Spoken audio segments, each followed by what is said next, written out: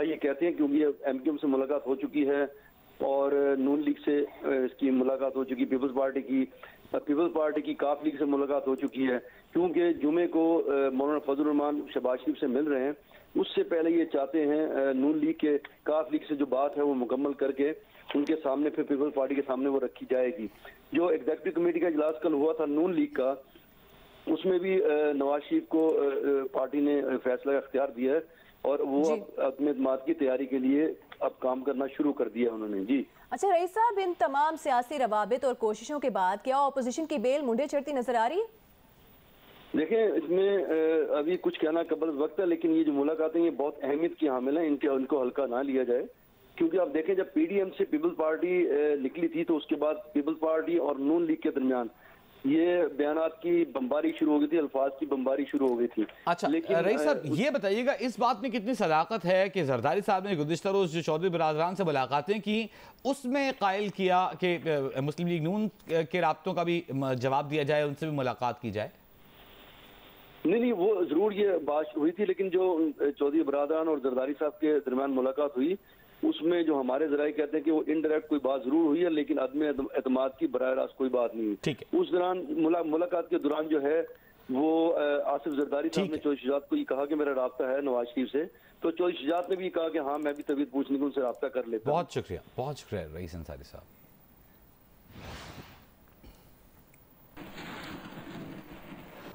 ایک حیران کن افسوسناک خبر پشاور سے، جہاں بیٹے کی پیدائش کے لیے جعلی عامل کے کہنے پر خاتون کے سر میں کیل ٹھوک دی گئی۔ لیڈی ریڈنگ اسپتال میں خاتون کی سرجری کر کے کیل نکال دی گئی ہے۔ نیورو سرجن ڈاکٹر حیدر کا کہنا ہے کہ خاتون حاملہ ہے، اس کے سر پر گہری چوٹ تھی۔ خاتون نے بتایا ہے کہ بیٹے کی پیدائش کے لیے جعلی عامل نے سر پر کیل ٹھونکنے کا کہا تھا۔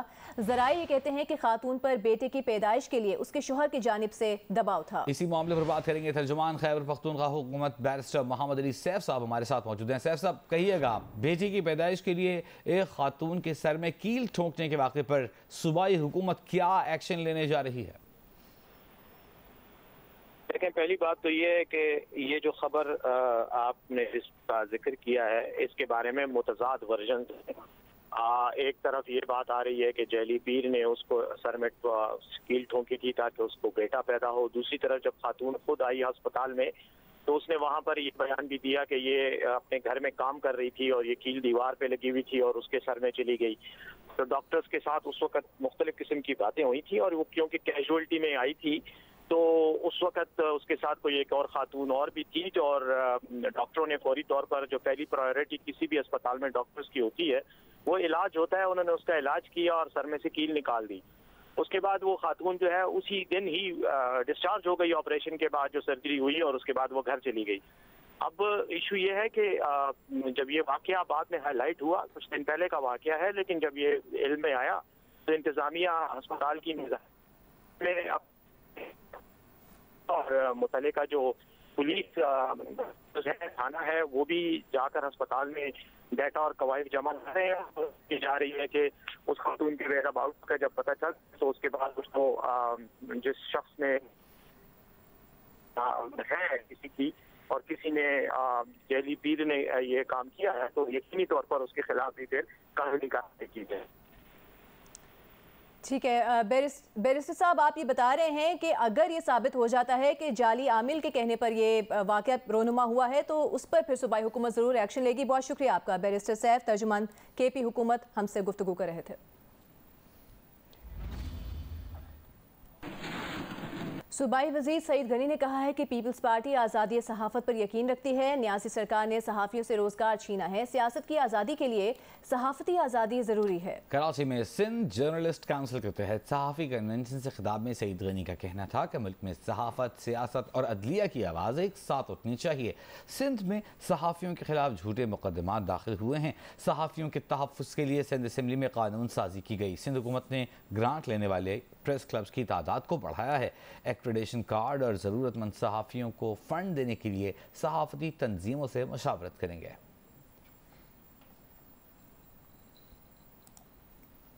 میونسپل کارپوریشن سکھر کے احاطے میں بجلی کا کھمبا گرنے سے 4 سال کی بچی جاں بحق ہو گئی۔ پولیس کے مطابق بچی مدرسے سے گھر جا رہی تھی۔ ایڈمنسٹریٹر کا کہنا ہے کہ کھمبا کمزور تھا اور اس کی بنیاد پوری گل چکی تھی، جس کے باعث یہ حادثہ پیش آیا۔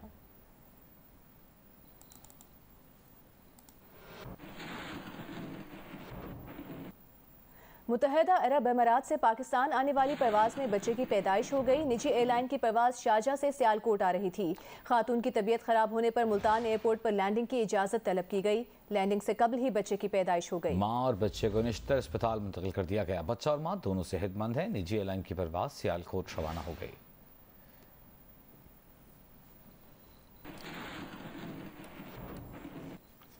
پاکستان میں غیر ملکی انٹیلیجنس ادارے کے لیے حوالہ ہنڈی کے کاروبار کے خلاف FIA کمرشل بینکنگ سرکل اور وفاقی حساس ادارے نے مشترکہ کارروائی کی ہے۔ حکام کا کہنا ہے کہ ہاؤس بلڈنگ فائنانس کارپوریشن میں گریڈ 19 کے اعلیٰ افسر کو گرفتار کیا گیا ہے۔ اس بارے میں مزید تفصیل کے لیے بات کریں گے نمائندہ جیو نیوز طلحہ ہاشمی سے۔